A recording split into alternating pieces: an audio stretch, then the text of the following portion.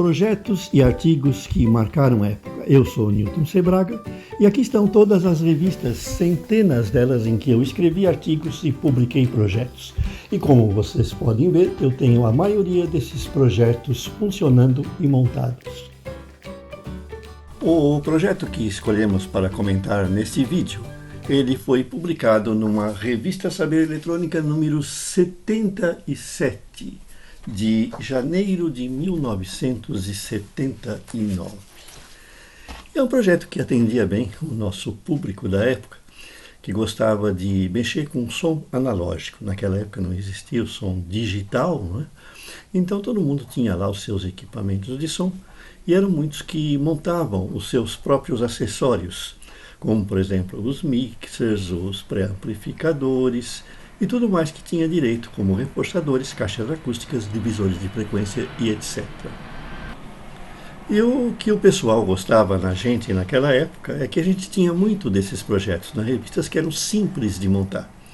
Então, se você quisesse experimentar para ver se funcionava bem no seu equipamento, você não ia gastar muito. E, além disso, podia aproveitar os componentes para fazer outras coisas, porque a gente dava aquela opção de você montar o aparelho, o circuito, numa ponte de terminais. Essa versão de montagem permite que você reaproveite o componente, como é hoje a versão em matriz de contato. A diferença da ponte de terminais é que você precisa soldar e dessoldar, soldar e dessoldar, mas você não precisa necessariamente cortar os terminais dos componentes. Então eles mantêm quase que o estado original para você aproveitar em outras montagens, né?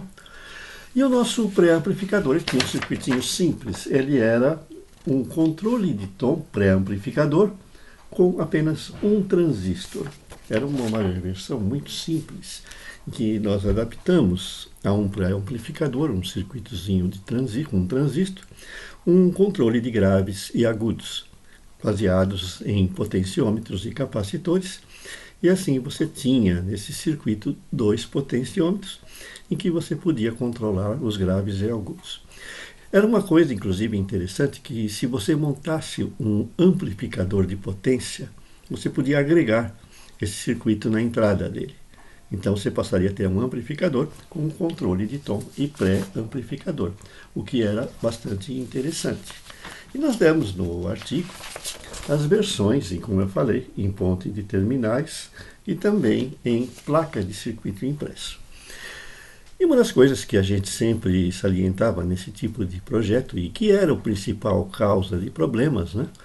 A gente tinha, às vezes, algumas dificuldades em convencer o conselho editorial, não é?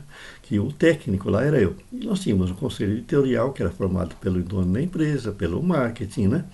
Que discutia se o projeto tinha algumas vantagens ou desvantagens que a gente precisava controlar. E como eles não eram do ramo, né? Era difícil você explicar que aquele pré-amplificador controle então não era um circuito profissional e que, como todo o circuito, ele tinha as suas desvantagens, como, por exemplo, sensibilidade à captação de zumbido, que exigia do montador uma habilidade, né? E eles ficavam, né? Vocês não podem tirar isso. Não, isso é inerente do circuito, né? Quem mexe com eletrônica sabe que os circuitos que você projeta, ele tem características que são peculiares, que você não pode tirar. São características que fazem com que ele funcione, né? Então, um amplificador de áudio, um pré-amplificador de áudio, ele amplifica sinais fracos. Então, ele está sujeito à captação de ronco.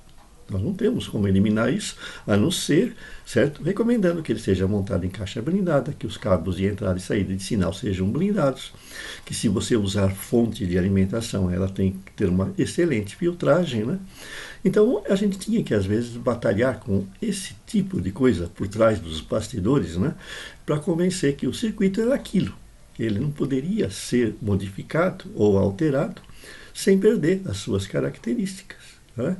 Então, nos próprios circuitos comerciais, naqueles que você comprava já pronto no seu amplificador, com o pré-amplificador e o controle embutidos, havia já essa precaução do fabricante em prever esse tipo de problema. Ele previa o problema, ele não tirava o problema, né? Então, o problema, se você, por exemplo, tentasse reparar um equipamento daquele, trocasse um cabo de entrada que é blindado no original e você pusesse um comum, você teria problemas. né? Então vejam que é o tipo de problema que a gente batalhava, às vezes, nos bastidores para publicar o projeto. O circuito fez sucesso, muita gente montou, nos escreveram relatando os problemas que eu falei, de ronco, quando usava a fonte também ele roncava, porque a fonte às vezes não era bem filtrada. Não havia o desacoplamento, por exemplo, entre a fonte e o circuito, que a gente precisa tomar muito cuidado quando trabalha com esses circuitos, né? E foi assim que esse pré-amplificador com controle de tom saiu naquela época. Na minha autoria, Newton C. Braga, que vocês sabem, né? Fiz o artigo, fiz o projeto, montei o protótipo. E esse é um daqueles protótipos que, por ser apenas um equipamento que você não vai ter muita utilidade para você depois, uma vez que você monte ele e funcione, você descarta. Descarta no sentido de desmontar e aproveitar os componentes. Então, esses são daqueles projetos que não teve uma caixa bem elaborada, não tinha uma finalidade para mim usar, e que eu não tenho ele hoje para mostrar para vocês funcionando. Mas é claro que na época eu testei, funcionou. Todo mundo que montou, muitas pessoas escreveram para a gente, dizendo que estavam contentes, às vezes pedindo algo mais, como maior ganho, como fazer para alterar o ganho da etapa, coisas assim. E a gente tem a satisfação de saber que esse foi mais um dos pequenos projetos e artigos que a gente fez que marcaram a época. Se você gostou desse vídeo, certo? Dê o seu like, inscreva-se na nossa playlist. Se você quiser montar esse circuito que vendo lá no original daquela época, vá na descrição do vídeo, você tem o link. E estaremos de volta com novos projetos que marcaram época, juntamente com seus artigos, e até artigos teóricos e outras coisas que fizemos no passado. Até mais!